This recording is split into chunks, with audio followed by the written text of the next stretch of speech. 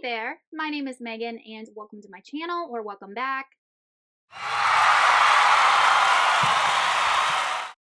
Today I'm going to be doing a book review for Cytonic by Brandon Sanderson. So the way that I structure my reviews is I talk about the plot, the things that I liked and the things that I didn't like, and then I give the book an overall rating. If you're interested in skipping to any one of those specific sections, I will put timestamps down below. Cytonic is the third book in Brandon Sanderson's Skyward series. It is a quartet. The fourth book, Defiant, came out, I think, last year, maybe earlier this year. And this is a young adult science fiction space opera type story. In this series, we are following a girl named Spensa, and Spensa has become one of the best fighter pilots. She is part of what's known as the Defiant Defense Force. She lives on a planet called Detritus, and in Skyward, she actually helped defeat the Krell, which were these alien species that were keeping her and her people kind of captive on their planet and not allowing them to explore space. And then we also learned that Spensa was able to infiltrate in the second book, the Superiority, which is kind of like this political governing entity in this galactic empire. The Superiority is not a good governing entity. In fact, they are trying to dominate the entire galaxy, and there's impending war on the horizon. The Superiority has in their arsenal this weapon known as Delvers, and Delvers are this mysterious alien-type force that has been known to wipe out entire planetary systems, and no one really understands where they came from, how they operate, their motives, any of that. Except that Spensa is actually what's known as a Cytonic. Now, no one really understands what Cytonics are in the full extent of their abilities, but all we know about Spensa is that she is able to communicate with the stars, which is what her grandmother called it, but basically it means that she is able to communicate with Delvers. And in this book, Spensa is going on her journey of self-discovery to learn more about her Cytonic abilities, as well as her interactions with the Delvers. And the only place that she can do that is what's known as Nowhere. And she has to enter the Nowhere, which she does in this book, and has all sorts of adventures. Now I'm going to discuss the things that I liked in this book. So the first are, a couple of themes that Brandon touched on. So in this book, Spensa is just on this journey of learning more about herself and her abilities and kind of testing her limits. And I just love books that touch on those theme topics of perseverance and the benefits of working hard to reach your goal.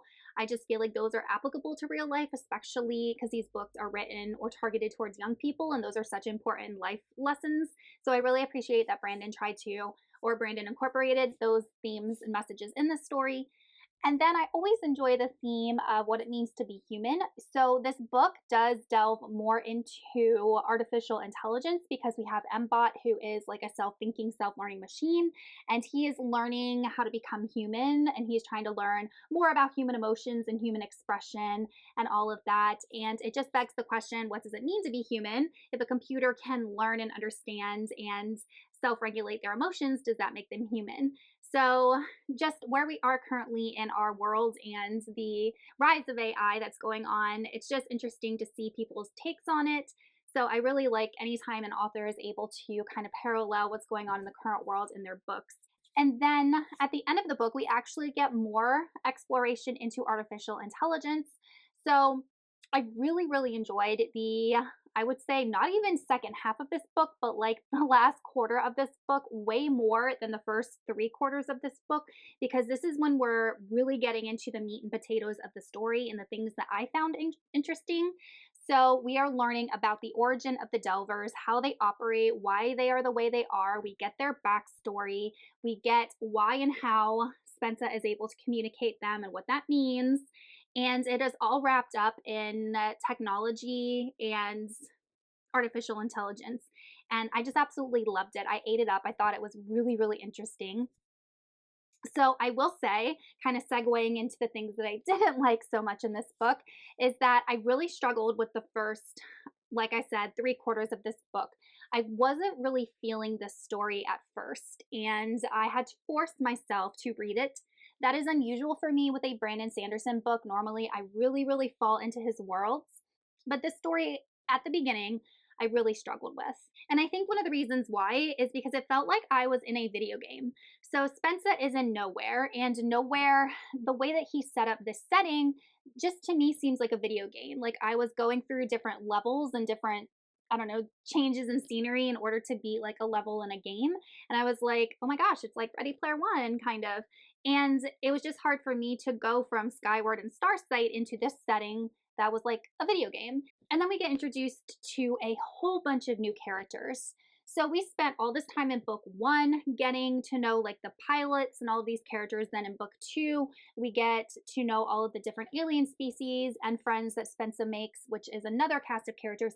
And in this book, we're getting introduced to another cast of characters.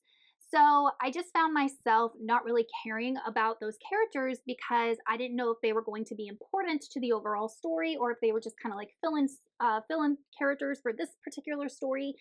And I had already become attached to certain characters that weren't even in this book.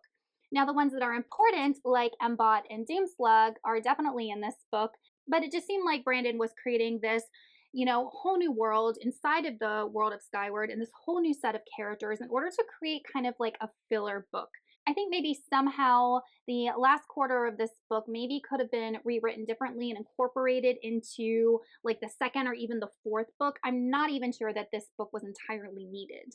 And then just another nitpicky thing that I'm going to touch on, but it didn't really detract me too much from the story, was normally I enjoy Brandon's humor. I think that he writes humor very well and his characters can be quite funny.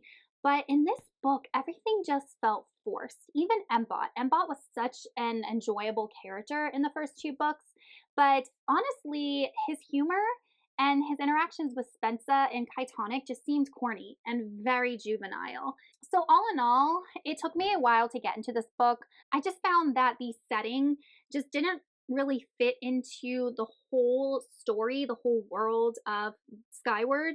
And I appreciate Spencer going on her journey of self-discovery. I really appreciate all of the things that she learned at the end of the book and how that relates to the story. But for some reason, I just could not reconcile like Spencer being in the nowhere and meeting this guide who reminded me of the guy from Jumanji who came in like riding a dinosaur.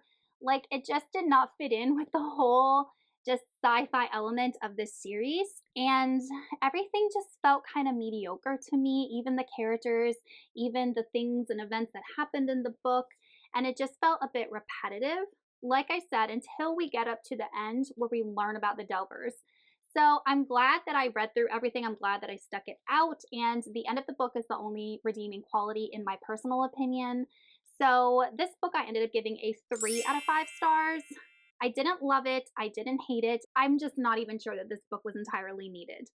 All right, you guys, that is it for my review of Cytonic by Brandon Sanderson. Let me know in the series if you read this book and what you thought of it, or if you've read Defiant, because I do plan on finishing out this series, and I will see you all in another video soon. Goodbye.